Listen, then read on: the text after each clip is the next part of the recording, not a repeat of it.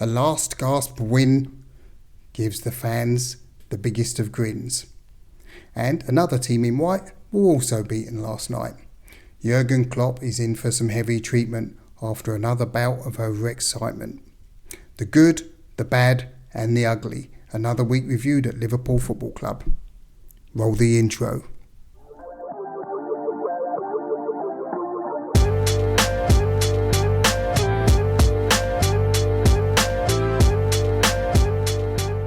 So hello one and all, and welcome back to another podcast from the LFC file for the good, the bad and the ugly for Gameweeks 33 and 34.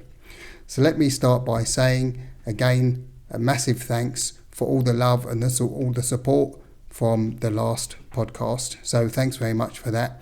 Spread the word and let's continue to grow the community. Remember to like, subscribe, press the notification bell so that you get notified as soon as new content comes available, which is usually roughly once a weekish. And of course, follow on Facebook, Instagram and Twitter, and of course the good old-fashioned www.thelfcfile.com. So let's get into it. The good this week has got to be the 4-3 win against Spurs. Couldn't be anything else. Just another classic from Anfield. And just when former Everton bad boy Richarlison thought he'd secured a point for Tottenham, bang! Diogo Jota slots the winner past Foster. Super result. And of course, quick thinking again from Alisson. Great result. So as the Sky Sports headline shows, Liverpool were 2 goals to the good within 5 minutes. And 5 minutes after that, 3-0 up. Of course, Harry Kane, who else, pulls one back as half-time approached. And maybe this was a signal that Liverpool's defence is still, on occasion, as leaky as Liza's bucket. And in the second half, Liverpool kind of struggled to get a foothold back in the game. Tottenham really pushed. And of course, I think it was around 77 minutes. Hoi Sung-min, kind of ran through, didn't he, and slotted in. So that put them within a shout of thinking, okay, we're smelling bloody. A disappointing thing is that Liverpool were 3 goals to the good and absolutely cruising. The problem is, of course, this is always the case when a team scores too early. And in the second half, Liverpool just really laboured and struggled to get back into the game. Tottenham slowly came back into it. Of course, Hoi Sung-min got them a second goal after 70-odd minutes, I think 77 minutes. And then, of course, as you would in Tottenham's position, you begin to smell blood. Oh, I think we're going to get a result here, you could see, yeah.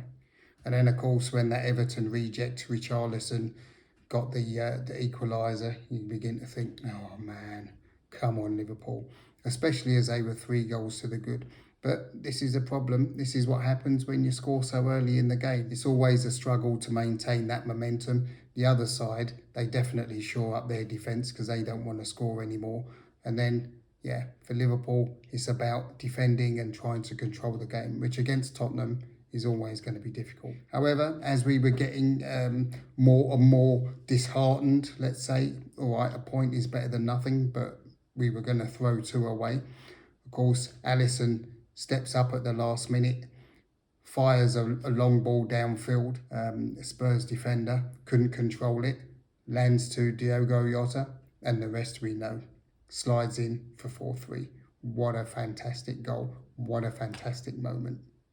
Liverpool fans elated, Tottenham fans deflated, like the team. You can't forget the fact that Liverpool should have put this game to bed ages ago and should have been long out of sight. But it is what it is. Nice to see Curtis Jones get on the score sheet as well, and Luis Diaz. 2 players, well, definitely Diaz because he's been out for a while, and Curtis Jones because I think he's just beginning to show the potential that, well, it was evident that he's had for a while. So it's nice to see them both get on the score sheet. In addition to that, we've had news recently that Thiago is going to be out for the rest of the season. For those that the regular viewers, let's say.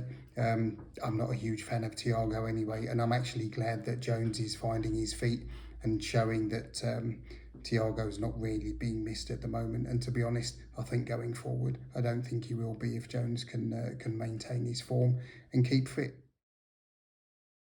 And that brings us on to the bad. Well, of course, we don't have anything massively bad. We do have something ugly, but we'll get onto that later. Let's have a not bad this week. And this is, of course, the win over Fulham last night. And we've got the Independent here with their headline, Liverpool keeping the heat on bitter rivals and daring to dream. And dare to dream? I think we can. Liverpool secured another 3 points against a spirited Fulham team, it has to be said.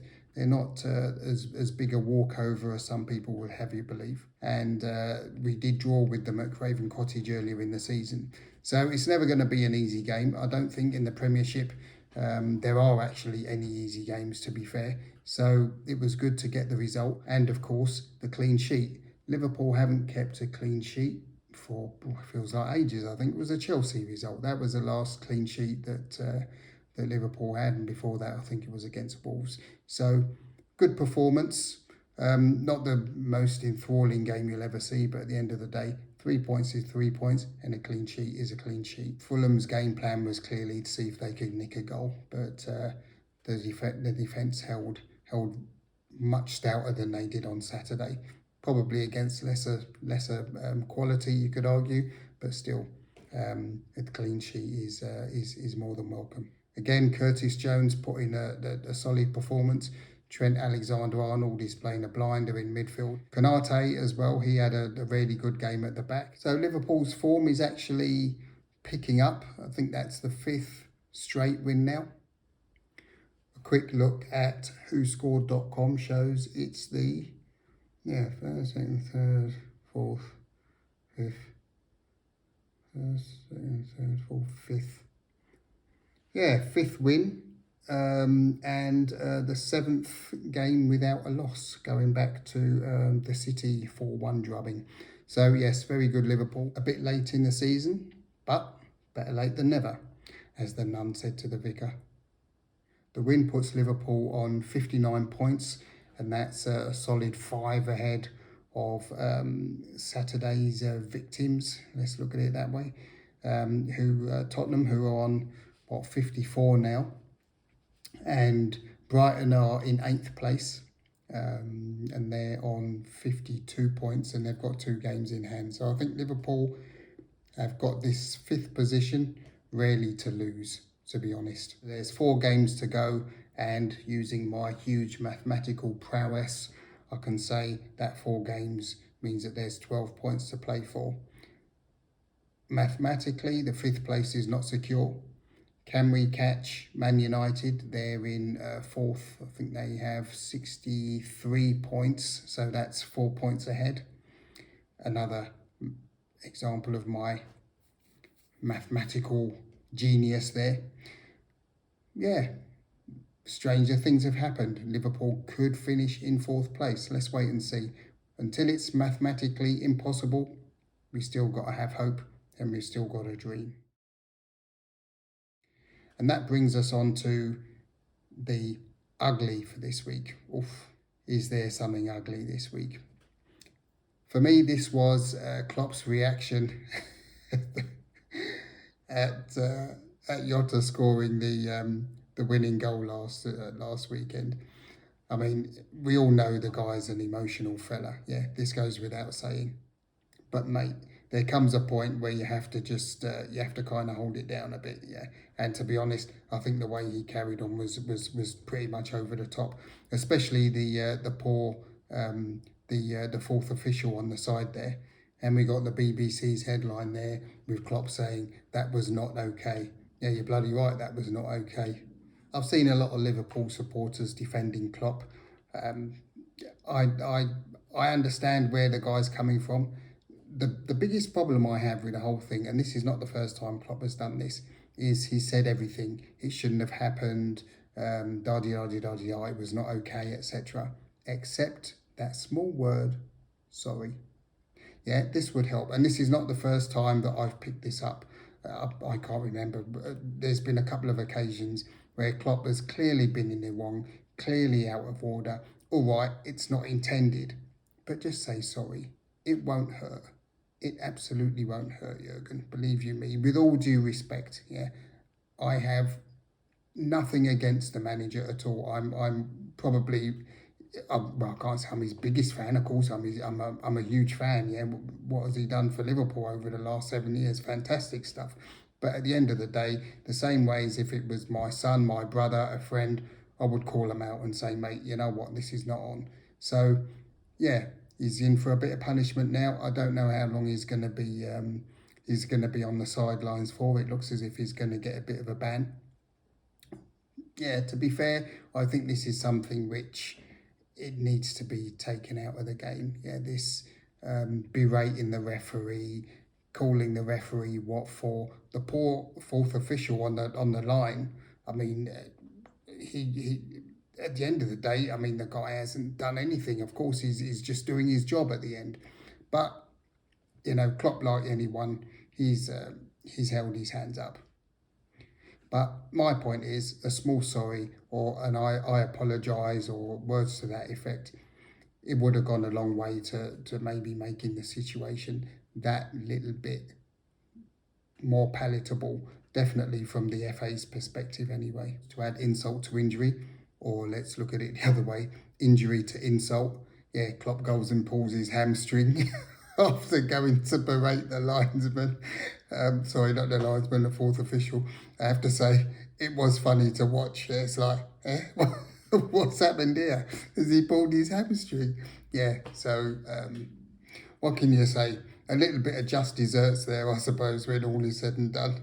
Next up, Liverpool welcome Brentford to Anfield on Saturday. This is going to be a very tricky opposition. Brentford are no pushover. Another look at the Bible, whoscored.com. So yeah, in the last, because we lost the last fixture, 3-1. And that was the first game of the year. So hopefully Liverpool can get some, I hate using the word revenge, but just put the record straight and send Brentford packing with certainly no points, let alone one. So let's see. Hopefully we can be 3 points to the better in time for the next podcast. So that's all from me from now. I've tried to keep it short. I'm not sure how long the video is going to be, but I've tried to keep it a bit brief. Thanks everyone for watching. Thanks for the continued support. Remember, Facebook, Instagram, Twitter, and www.the LFC Spread the word. Let's keep the community growing. Again, thanks for the support. It's hugely appreciated. And with that, and until next time, peace all. The LFC file.